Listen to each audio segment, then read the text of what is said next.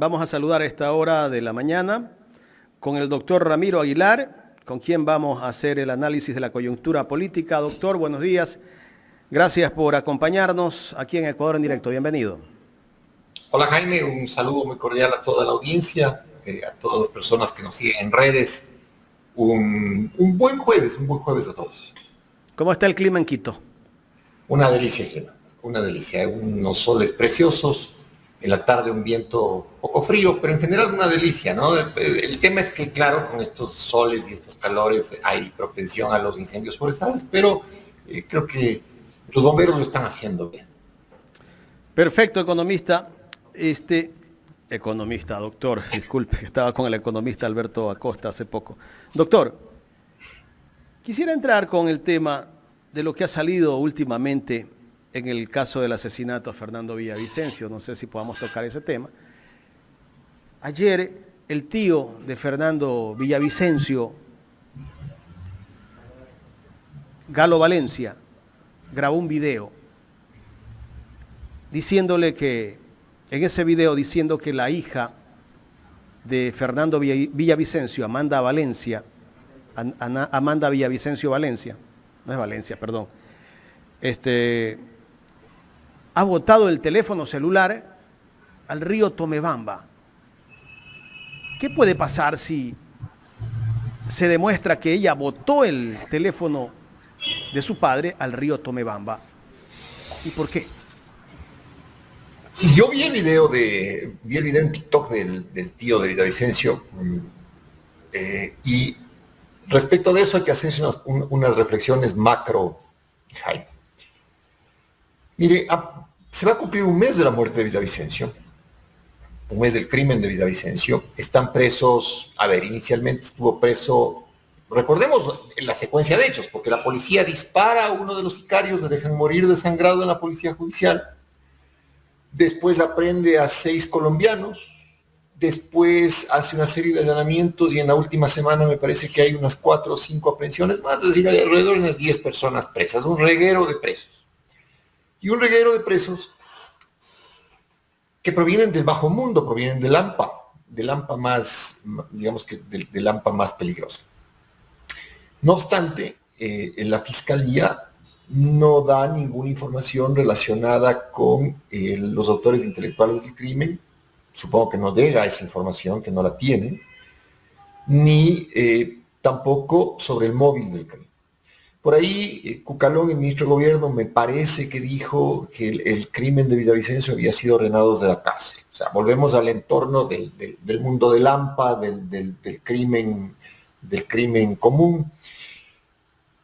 Y al mismo tiempo, los ecuatorianos, por la cuestión de las redes, estamos viendo una intriga familiar muy fuerte en torno a la familia de Villavicencio, en donde hay inculpaciones de lado y lado respecto al tema de los celulares, al tema de quién conduce la investigación. Hay una parte de la familia que quiere traducir esto en un crimen de Estado, hay otra parte que está disgustada con la otra, es decir, hay una intriga familiar. Jaime, no le quiero hacer muy largo el cuento. Y esas intrigas familiares van a terminar descubriéndola más rápido que la policía. Es decir, creo yo que las disputas en torno al, no sé si al haber hereditario de Villavicencio, a la herencia patrimonial, a la herencia política, no sé, eso no lo tengo claro, ni los ecuatorianos lo tenemos claro, pero lo que sí está claro es que hay bandos o facciones en la familia de Villavicencio. Y esas facciones están atacándose unas a otras. Es decir, para esas facciones familiares no hay una unión de apoyo a la fiscalía para descubrir, repito, autores intelectuales y el móvil, sino que parece que hay una disputa ahí más bien de orden, repito, de quién es el heredero patrimonial, supongo yo, y quién es el heredero político. En todo caso, más allá de que es, digamos que lamentable desde el punto de vista humano, que después de un crimen, a menos de un mes de muerto, el candidato su familia haya entrado en este proceso de intrigas familiares, que yo las había visto solamente cuando hay grandes patrimonios. No sé si es el caso de Villavicencio, pero yo como abogado los había visto estas intrigas solamente cuando hay grandes patrimonios que disputarse en herencia. O si en realidad lo que buscan ahí es herencia política. Veo que ahí está también Cristian Zurita en sus extraños momentos de lucidez también aportando y apuntando a la investigación de su mentor Villavicencio. Entonces, es un escenario muy espeso, muy denso, muy colaginoso, diría yo, que no debe en principio asombrarnos, porque el crimen de Villavicencio, curiosamente, Jaime, lejos de percibirse solamente como un hecho criminal, resultó ser un elemento de alteración política en el país preelectoral, es decir, previo a la primera vuelta, y luego lo que hemos visto es esta intriga familiar y esta cacería de bajos fondos de la fiscalía, y unos ñatos ahí muy mal encarados, casi el personaje lombrosiano de pantaloneta, mal encarado, que no me cuadra a mí con un crimen político. Puede ser que sí. Pero lo que estamos viendo los ecuatorianos es eso, es decir, estamos viendo el lamentable descenso de un personaje político que dio la presidencia pública, el descenso al mundo de la delincuencia común, del AMPA común, y personalmente sería casi una mala novela negra que el AMPA común, el vulgar crimen, haya tenido los arrestos de matar a un candidato presidencial. Claro. ¿Y qué se puede ocultar, doctor? Si es así, con respecto al teléfono celular, el tío cuando hace la denuncia dice que ella ha declarado en fiscalía. ¿Qué se podría ocultar? ¿Por qué se bota un teléfono celular? Pero es que yo dudo mucho que se haya producido el hecho de botar el celular. O sea, a ver, además los celulares están siendo motivo de disputa. Vanegas, que está aparentemente representando a un sector de la familia, pide que se abran los celulares del entorno político de Villavicencio, es decir, del equipo cercano a Villavicencio que construye. Eso implica Zurita, implica un señor, el que era encargado de la seguridad, se me fue el nombre, y ahora aparece, exactamente, y ahora aparece la acusación del tío respecto de la hija. A mí me cuesta creer, Jaime, me cuesta creer, aún en el escenario más ¿cuál es la palabra exacta? Aún en el escenario más inhumano, vamos a ser muy generosos en el concepto, aún en el escenario más inhumano me cuesta creer que la hija de una persona bote un celular irresponsablemente, sabiendo que el celular puede ser material importante para la investigación. Ahora, ¿a quién le creo? ¿Le creo al tío de Villavicencio o le creo a la hija? Yo no les creo a ninguno. O sea, yo le digo, Jaime, yo he visto estas disputas familiares inmediatamente después de la muerte de una persona. Sí, las he visto, pero cuando se disputan herencias muy importantes, cuando se disputan patrimonios muy importantes. ¿Será que Villavicencio tenía un patrimonio muy importante? No sé. Yo le digo que yo he visto solo en esos casos. O sea, cuando hay mucho dolor, cuando hay mucha tragedia, cuando la familia está sanando la herida, lo que menos quiere es una disputa familiar. Y más aún, me imagino yo, si la muerte se produce de una manera violenta, el primer objetivo de la familia será justicia, será encontrar a los culpables y que se aplique la ley.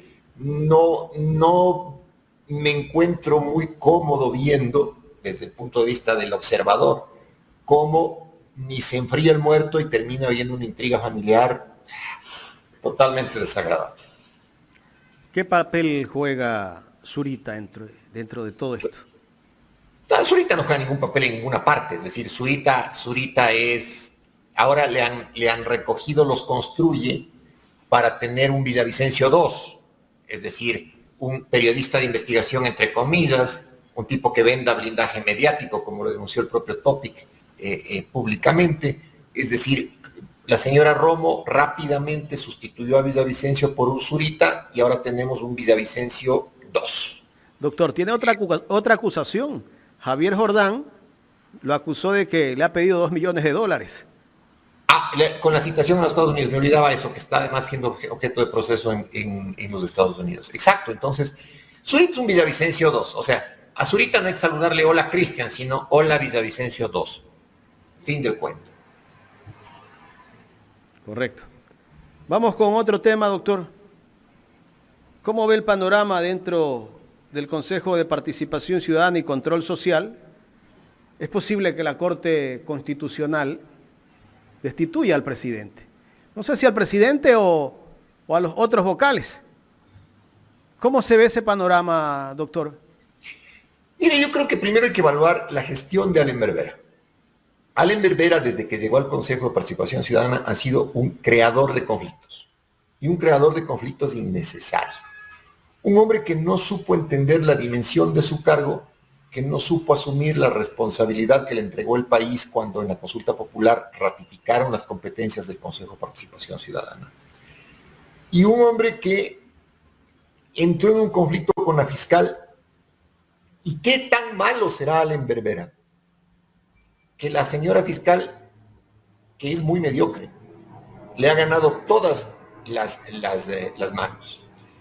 Se quiso meter el Consejo de Participación Ciudadana inicialmente en el tema del plagio de la tesis de la fiscal, tema que era de competencia exclusiva de la Universidad Central.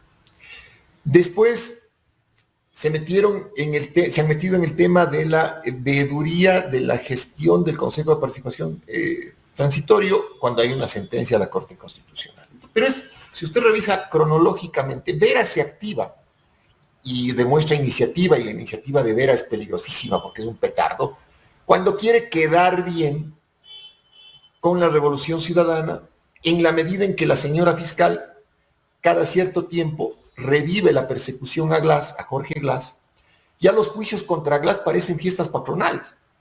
O sea, la señora fiscal, cada que hay una elección o cada que hay un momento político muy conflictivo, alguien le encargó, también no sabemos eso quién fue, alguien le encargó que persiga a Glass. Y entonces ya eso es fiesta patronal. O sea, ya el pueblo no le cree a la señora fiscal, el Ecuador no le cree, porque es risible. Cada elección juicio contra Glass. Y Allen Berbera, con eso termino el análisis, Allen Berbera quiere devolverle la pelota a la señora fiscal, investigando su nombramiento, que obviamente es espurio, ¿no? El nombramiento de la fiscal es espurio, basta que haya sacado 10 sobre 20 en la prueba escrita y que haya sido obra del incompetente y destructivo Julio César Trujillo, pero creo que no tiene las competencias del Consejo de Participación Ciudadana, y porque no tiene competencias, entonces la mediocridad de la fiscal le alcanza para tenerle a Allen Berbera al punto de la destitución. Y le digo una cosa, Jaime, si la Corte Constitucional decide destituirlo por haber incumplido una sentencia de la propia Corte, está bien. Está bien, porque Allen Berbera se metió en un escenario en donde no tenía ninguna competencia y donde estaba contradiciendo una sentencia de la Corte Constitucional, que a mí no me gusta, la sentencia, porque todo funcionario es objeto de control político y todo funcionario tiene que rendir cuentas, pero es una sentencia que está ejecutoria. ¿Qué demostraría la Corte Constitucional si destituye a Allen Berbera en ese momento? Sería un comportamiento interesante, porque no se olvide que la Corte hasta ahora ha sido muy rígida y muy dura, y lo ha hecho bien, con los proyectos de ley económicos urgentes que ha presentado Lasso. Y ha devuelto casi todos, y ha hecho bien. Entonces, me parece a mí que si termina destituyendo a Allen Berbera con igual rigor, con el mismo rigor con el que ha actuado frente a los decretos de ley de emergencia, la Corte se posiciona muy bien. Es decir, el mismo rigor que ha usado para devolverle a Lasso los proyectos de ley económicos, lo está usando para valorar, desde luego, los excesos que ha cometido el presidente del Consejo de Participación Ciudadana. Tal vez no victimiza a la Revolución Ciudadana en ese momento, porque se van a seguir perseguidos, se van a sentir perseguidos. No, yo creo que le hace un favor a la Revolución Ciudadana, porque Allen Berbera es una piedra en el zapato de la campaña. Porque creo que, a ver, Me parece a mí lo errático de Allen Berbera, lo errático, es como una bola de billar dándose las vueltas en una mesa de banda a banda, es errático. Como le digo, para mí, puedo estar equivocado, me parece que quiere congraciarse con la Revolución Ciudadana y particularmente quiere congraciarse cada que la fiscal persigue a Glass, repito. Y en ese contexto, este exceso en la actuación de Allen Berbera perjudica la campaña de la Revolución Ciudadana, porque si algo debe reivindicar la Revolución Ciudadana es la institucionalidad en el Ecuador. El gobierno de Moreno, el gobierno de Lasso, a propósito de descorreizar el país y el Estado, pulverizaron la institucionalidad. Y la institucionalidad es tener órganos públicos que cumplan competencias específicas y que no se excedan. Por eso me gusta, si la Corte Constitucional termina destituyendo a Vera, que tiene mucho argumento jurídico para hacerlo, me gusta, porque entonces la Corte Constitucional estaría usando el mismo rigor para devolverle los proyectos de ley a Lasso y para valorar un presidente del Consejo de Participación Ciudadana cercano a la Revolución Ciudadana. Entonces, eso posiciona la institucionalidad de la Corte. ¿Termina santificando a Trujillo con eso? Es que Trujillo quedó santificado con la consulta popular que hizo Moreno y terminó santificado por los dictámenes de la Corte Constitucional posteriores a eso. Trujillo es un personaje siniestro, satánico, que en este momento, si el infierno de Dante existe, debería estar en el último de los infiernos por el daño que le causó al país. En el infierno popular debería estar en la última paila. En el infierno teológico quizás se haya arrepentido en el último momento, pero eso no lo sabemos. En todo caso, el daño que hizo Trujillo ya está hecho, el hombre está muerto, el daño está hecho. Entonces, en este momento, el protagonismo de Vera para poner una veeduría al Consejo Transitorio, ¿qué busca? No busca otro propósito. Doctor, que pero seguir. esa veeduría no es que la pide Vera, es una ciudadana, ¿verdad? Es una ciudadana que va al juez y el juez le dice sí, bueno, que era absurdo que ese juez conceda esa acción de protección y con eso Vera dice perfecto, ya tengo el tema. Entonces es hasta una escenografía montada medio grotesco, Jaime. Lo que le iba a decir, y termino con esto, es Allen Berbera puso en riesgo tres cosas. Puso en riesgo al propio Consejo de Participación Ciudadana, que venía fortalecido de la consulta. Puso en riesgo el concurso de Contralor que está llevando el Consejo de Participación Ciudadana y que tiene la obligación de hacerlo de la manera más imparcial y transparente porque no podemos seguir sin Contralor. Y puso en riesgo, además, mejor dicho, invirtió los papeles, es decir, le volvió a la fiscal perseguida. ¿Ya? Cuando la fiscal sigue teniendo un problema de ilegitimidad en su designación, pero el órgano competente para valorar eso será la Asamblea Nacional cuando se posesione en el mes de enero próximo. Bueno, ¿y esa acción de protección de ese juez no lo termina salvando a Vera? ¿No?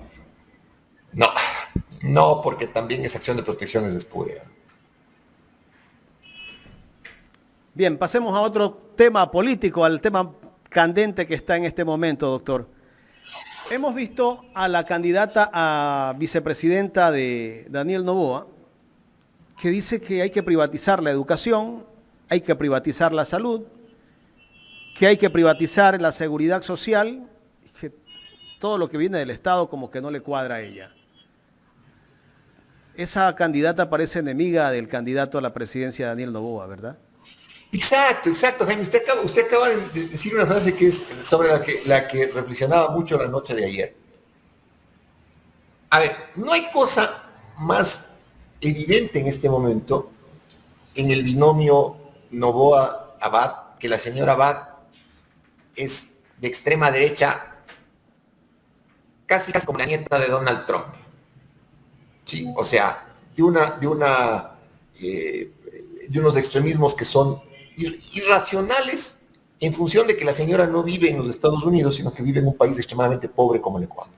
O sea, usted puede darse el lujo de ser de extrema derecha republicano, tipo Trump, si tiene los millones de Trump y vive en los Estados Unidos, que es una economía, de las tres primeras economías del mundo.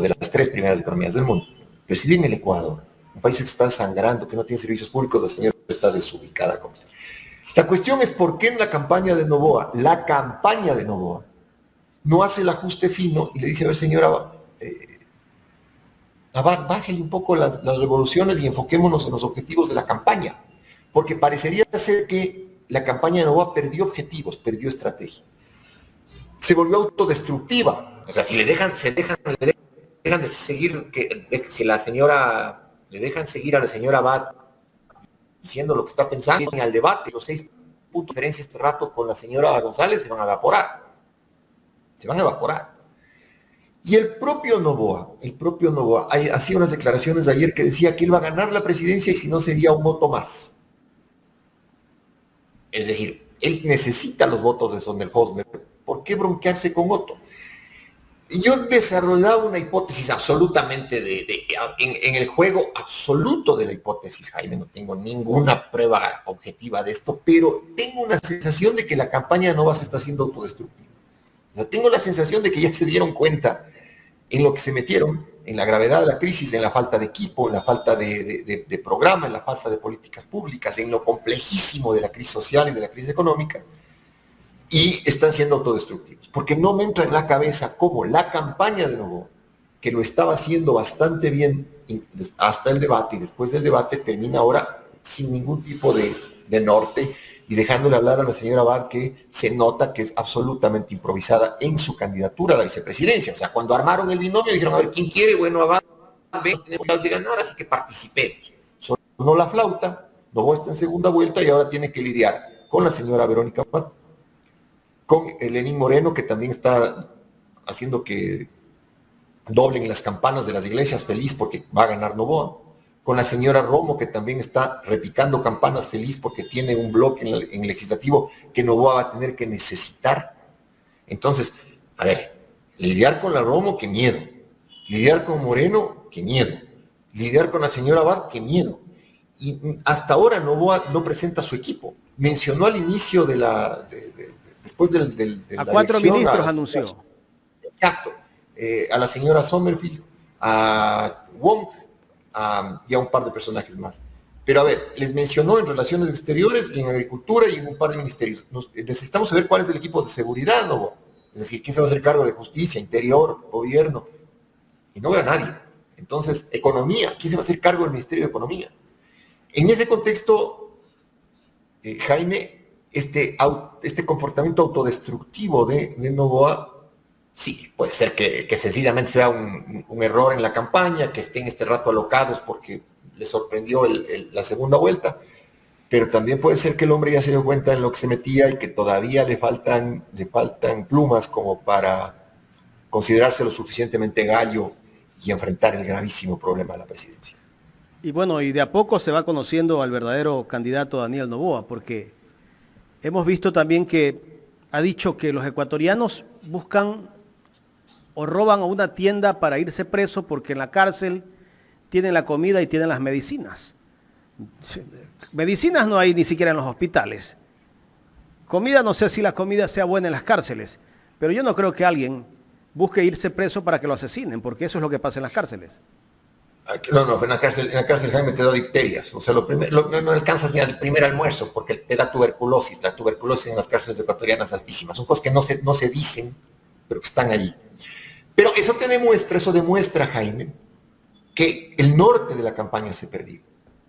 Es decir, un candidato presidencial que diga que alguien va a la cárcel porque tiene que comer, lo que está diciéndote al final del día es primero que los ecuatorianos no somos capaces de resolver un conflicto ético. Es decir, robo, asalto para que me den de comer. Eso es lo que está diciendo Noboa. Entonces que hay una propensión de los ecuatorianos a ser delincuentes, aún en un estado de necesidad. Y además dice que en el Ecuador hay tanta pobreza que el mísero alimento de la cárcel es un importante atractivo para dejarse meter preso. ¿Te das cuenta de la simpleza del razonamiento del hombre? Pero eso sorprende, porque cualquier director de campaña, cualquier asesor político le diría, oye, Daniel, como decía Daniel Santos, óyeme, Daniel, a ver, ¿qué estás diciendo? Mucha gente ha denunciado en las redes sociales que el candidato Daniel Noboa le entregaron las preguntas del debate antes del debate y que por eso dicen que se presentó un Daniel Noboa tranquilo, sereno y pudo responder las preguntas y casi que a rato se lo veía como un robot. Pero ahora lo vemos distinto, doctor. Sí, le vemos absolutamente errático. Si en el debate que viene, Jaime, guarde esto que le voy a decir, grábelo. Si en el debate usted le ve a Noboa errático, tontorrón, hablando disparates, tenga la absoluta seguridad de que lo hace intencionalmente, de que es autodestructivo y no quiere ganar. Grave lo que le estoy diciendo. ¿Y cómo ve la campaña de la Revolución Ciudadana?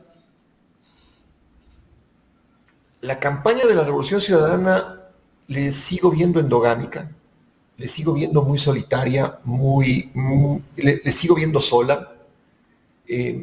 A pesar de que le han sacado ahora a Andrés Arauz, que tenga un poco más de protagonismo, el tema aquí no es si es protagónico Arauz o si es protagónica González. Les sigo sintiendo muy solos. O sea, la CONAIE les manda un centro. Les dice, la CONAIE no va a poder apoyar a un candidato neoliberal. No había necesidad de que diga, la CONAIE va a apoyar a Luisa González. ¿Por qué? Porque si usted revisa quién es neoliberal Noboa, quien no es neoliberal es la señora González. Entonces, la CONAIE le dice, casi le dice, vea, le voy a apoyar porque usted no es neoliberal. Gran mensaje de este gran dirigente político muy inteligente que es Leonidas Diza. Después Leonidas Diza tiene una entrevista, me parece que en Radio Pichincha en Quito, y les dice, señores, Noboa es una persona que no está preparada, que habla disparates. ¿Por qué? Porque Isa está leyendo la política igual que la lee usted, Jaime, la leo yo. La está leyendo con objetividad y sentido común. Con mucho tino, ¿no? Con mucho tino. Más allá que el hombre, repito, es un gran dirigente político y un hombre inteligente. No le conozco personalmente, no vayan a decir que es mi pana, que estoy adulándole. No le conozco personalmente. No le he visto, pero le valoro y observo su comportamiento político. Y la Revolución Ciudadana, después de que le tiran ese córner, que solamente había que poner la cabeza como Félix Torres ayer cuando nos alegró el partido con Uruguay y hacer el gol, ¿se queda parado? No tiene capacidad de reacción. No aprieta la mano que le está tendiendo la CONAIE. No, pues ayer dijo, no soy ni correísta ni anticorreísta. O sea, ya está poniendo el centro, ¿verdad? Pero es un córner, mi querido Jaime. O sea, si no llega ahí Félix Torres. Ahí falta cabeza mágica, Spencer. Exacto. Pero ¿quién debería recoger ese pronunciamiento? La señora candidata a la presidencia de la República, la señora González. Y invitarle formalmente a Leonidas Diza a una reunión, aunque no vaya, aunque hayan estos juegos de manos que suele tener la política, de que más es lo que no se dice de lo que se dice. Pero en este caso en particular, la CONAIE le ha puesto un centro al gol a la Revolución Ciudadana. ¿Y sabe qué? Lo que hizo la Revolución Ciudadana? No solo que no cabeció, sino que se fue a encerrar en su propio arco. Entonces le sigo viendo muy sola a la Revolución Ciudadana, muy endogámica, muy encerrada en sí misma. Y eso no alcanza, porque las encuestas ¿será que también... tienen alguna estrategia para los últimos días de campaña? ¿Okay? Sí, pero estamos 6 puntos abajo. No se puede perder el tiempo ahorita. Es que estamos 6 puntos abajo. O sea, 6 puntos abajo es complicado si usted no reacciona. ¿Se puede revertir eso, doctor? No tiene capacidad de reacción. ¿Se puede revertir? Sí, siempre se puede. A ver, siempre se puede revertir. Y la gran lección la dio Noboa después del debate, que en una semana antes de las elecciones de primera vuelta cambió el escenario político del país. O sea, siempre en política hay que tener 3 reglas de oro. Hacer lo posible por ganar, sumar la mayor cantidad de apoyos y no cometer errores, Jaime. Claro. La Revolución Ciudadana está enclaustrada en su organización territorial. No le veo que sume alianzas. A veces comete errores porque tienen declaraciones también poco afortunadas. Y la tercera cosa es que siguen considerándose autosuficientes y endogámicos, es decir, vamos solos. Y eso lamentablemente no alcanza. Revertible al 100%. Pero ya, señora González, póngase las pilas, pues. O sea, ya que la campaña comience a funcionar abierta, que se reciban alianzas, que se cabecee el centro que le acaba de dar la CONAIE, pero que no se vayan a encerrar en el arco de la Revolución Ciudadana cuando el partido se está jugando en el otro lado. Doctor, ¿y cuál es el músculo político de la CONAIE y el de Pachacutic? Le digo músculo como dice nuestro amigo el doctor Mauro Andino. ¿Es fuerte el de la CONAIE o por ahí van los dos? No, bueno, el Pachacutic no tiene músculo político. Pachacutic representa a la derecha del movimiento indígena. ¿Dónde se fue ese voto? El de la CONAIE. En la primera vuelta, ¿a dónde se fue? A Villavicencio, el de Pachacutic, y a Novoa, el de la CONAIE. Vea los resultados de la Sierra Centro, pues mi querido Jaime. En la Sierra Centro ganan Novoa y Villavicencio. Y cuando estoy hablando de Villavicencio, hablo de Zurita. Y cuando hablo de Zurita, le pregunto a usted qué persona en el Ecuador con un dedo de frente puede pensar que Zurita estaba capacitado para ser presidente de la República. Entonces, probablemente Pachacutic se decantó por las candidaturas de Construye, de la señora Romo, de la misma señora Romo que salía con una camiseta sin ojo cuando reprimió al pueblo ecuatoriano en octubre del 2019. De la misma señora Romo que estuvo metida en el reparto de hospitales. Porque no hay que olvidar que Villavicencio, el gran denunciólogo, el anticorrupto, el tipo que sudaba agua bendita, aceptó la candidatura presidencial de un movimiento político cuya dueña, la señora Romo, reprimió al pueblo ecuatoriano en octubre del 2019 y durante la pandemia se mezcló en el tema del reparto de hospitales o los había repartido antes para tener canonjías en la Asamblea Nacional. Entonces, el anticorrupto Villavicencio, el santo, el que hay que ponerle vela, terminó siendo candidato de un partido político represivo y altamente corrupto. Entonces, el 16% de los ecuatorianos que votaron por Zurita, por Villavicencio y tal, se olvidaron de pronto que su gran bandera era, en teoría, la bandera de la honestidad, y claudicaron frente a la dueña del partido, En ese contexto, Jaime, hay que entender que el Ecuador en este momento tiene que ya hablar claro. Es decir, hablar claro, entender que el objetivo nacional, al menos este año, 5 meses, debe ser que no nos maten y que ya no se roben la administración pública. Claro, doctor, yo converso con mucha gente, jóvenes, personas de la calle, porque yo camino, y muchas personas que a veces he consultado, ¿no? Me dicen, y les he preguntado por quién van a votar. Algunos dicen que por Correa, por el correísmo no van a votar, algunos me dicen eso. ¿Pero por qué me dicen eso? Me dicen, pero ¿no ves cómo está el país si la culpa es de Correa? ¿Han creado un mensaje a la gente? No, pues esto viene desde los medios de comunicación, que todo lo que pasa en el Ecuador desde hace 6 años es Correa, que todo el problema de la cárcel es Correa, de todo lo que vive el Ecuador en este momento es culpa de Correa. Y eso ha llegado a que la gente le crea el mensaje que dan todos los días los medios de comunicación, doctor. ¿Cómo contrarrestar eso? Y súmele a eso, Jaime, que además después de la muerte de Villavicencio, salieron todos los medios corporativos y salieron furiosos los de Construye, es decir, los del partido de la señora Romo, a echarle la culpa al correísmo del crimen de Villavicencio. Sí. O sea, esto no es así nomás. Es una campaña muy fuerte de generar miedo en la sociedad ecuatoriana para echarle la culpa de todos los males al correísmo. Eso implica que hay que estar muy pendientes de lo que pase, además de aquí a las elecciones de segunda vuelta. Algo van a preparar seguramente, ¿no? No, la derecha ecuatoriana radical, esta de la señora Romo y compañía, la derecha colombiana que les inspira son terribles, son de miedo. Pero quiero cerrar una idea, mi querido Jaime, en torno a la pregunta que usted me hizo hace unos segundos. La CONAIE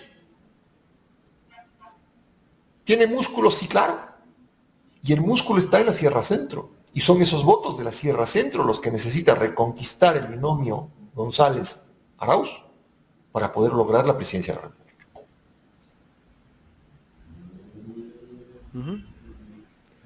O sea que la CONAIE tiene un voto bastante fuerte en las...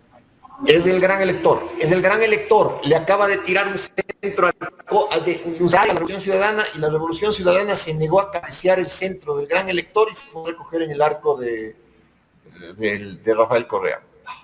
¿No hay un operador político tal vez, doctor? No, yo creo que, a ver, al anticorreísmo le puede el odio, y a la Revolución Ciudadana le puede la pureza de sangre y el miedo a la traición. Entonces, el núcleo duro de la Revolución Ciudadana pide feligreses, pide una militancia, además con pureza de sangre, de nunca haber trabajado ni para el gobierno de Moreno, ni para el gobierno de Lasso, ni haber sido oposición, pureza de sangre. Y es el mismo elemento perturbador que tiene el anticorreísmo con el odio al correísmo. El problema es que el Ecuador está metido en la mitad, en donde tenemos que salir de este clivaje correísmo-anticorreísmo, porque nos guste o no nos guste, correístas y anticorreístas estamos expuestos a lo mismo, es decir, a que nos asalten, a ir a un hospital del IES y que no nos atiendan, a no tener educación, a que las carreteras estén destruidas, a que ya no vaya a haber luz, que es lo que va a pasar en los próximos meses. Entonces díganme cuál es la diferencia entre un asaltado que sea correísta y un asaltado que sea anticorreísta. No encuentro la diferencia. Debemos superar esos procedimientos de enemistad personal para siempre, y que la política tiene que ser buscar objetivos nacionales y alianzas sobre los objetivos nacionales, no sobre los hospitales que ponía en juego la señora Romo. Doctor, ¿los jóvenes leen la política del país? Sin duda. Y esa es la gran lección que deja la consulta popular sobre Yasuní y sobre Chocuandí. Cuidado, crean que los jóvenes son ilusos. No. Todo lo contrario. Están viendo la política del país muy clara. Están hartos de la violencia, están hartos de la violencia verbal, están hartos de la simplonería, están hartos del conflicto, y están además desesperanzados porque no consiguen trabajo. Salen de las universidades públicas o privadas, en las privadas haciendo un enorme esfuerzo y no consiguen trabajo. Sus familias se están rompiendo porque hay migración. Pues cuidado, los jóvenes son importantes en esta elección y van a ver la política con una visión muy, muy rigurosa. Por eso me parece a mí que la campaña Novoa está siendo autodestructiva, porque está mandando mensajes que a los jóvenes no les parece nada agradable. A los jóvenes y a nadie, pero bueno, topamos el segmento particular en la base electoral de los jóvenes de hasta 30 años. Claro. Yo creo que hay que trabajar mucho todavía por los jóvenes, ¿no? El mensaje tiene que ir más direccionado a los jóvenes. Hemos visto que ha cambiado un poco la estrategia de Luisa, pero como usted dice, le falta mucho. Y hay que trabajar fuerte en estos días. O sea, a mí me gustaría, Jaime, ver una Luisa González libre de amarras, sin piloto automático. Que me diga qué va a hacer en la presidencia ella. O sea, le repito, todos estamos en el progresismo, sabemos que Rafael Correa va a ser un importante gestor en la política pública, pero él está en Bélgica, él no puede gobernar por Zoom. La señora González no es suficiente que sean las manos o la lengua y la voz de Rafael Correa. Tiene que tener autonomía de voluntad, tiene que decirnos qué va a hacer. Entonces, la señora tiene la responsabilidad de tomar la campaña bajo sus manos. Le repito, la señora González debió haber cabeceado el centro que le dio la CONAIE, debió haber invitado a Leonidas Issa a reunirse, aunque en la final la reunión no se dé, pero al menos reunir equipos. Buscar acuerdos. Buscar acuerdos, exacto. Sí. Porque faltan votos. Pero Novoa tiene acuerdos ya con el gobierno. Gobernadores de Lasso ya están apoyando la campaña de Daniel Novoa, ¿no?